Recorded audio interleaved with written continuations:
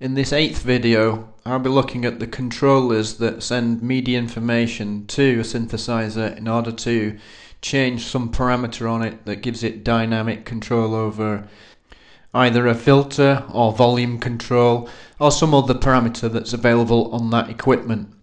So as far as the MIDI system is concerned, we're concentrating exclusively on the control change message out of the 8 major control messages that can be sent. And this control message contains the capacity to send one of 127 different messages. In particular, this includes controls for things like the modulation wheel, the breath controller, or foot controllers such as sustain pedals. This doesn't include the pitch bender, which has its own major message within the MIDI system.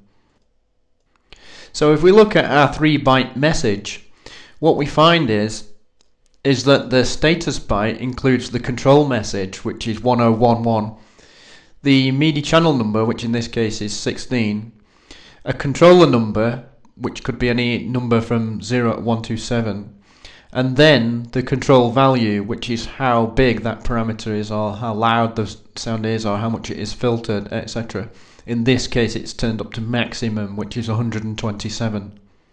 Each of the controllers is assigned a number, and there is a list of these available online. You can get hold of the actual assignments. Some of the keyboards have assignable systems so that you can change which controller does which function.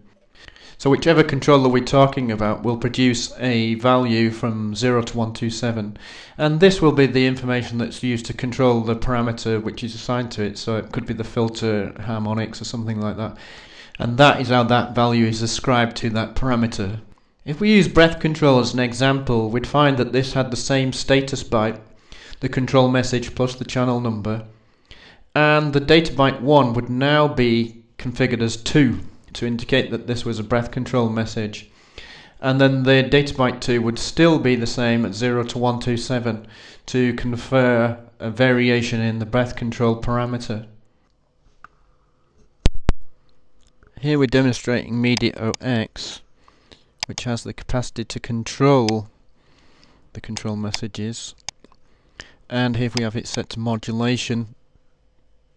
We can send values of modulation out through the monitor, and what we're seeing there is B0, which is the control message plus the channel being 0 rather than 1 because they're 1 different, and the hexadecimal byte that's being sent on controller 1, which is the modulation. And if I switch that over to the breath control, which is number 2, it will do exactly the same job for that, except with message 2. So the sound of the modulation control and the breath controller will sound a little bit like this.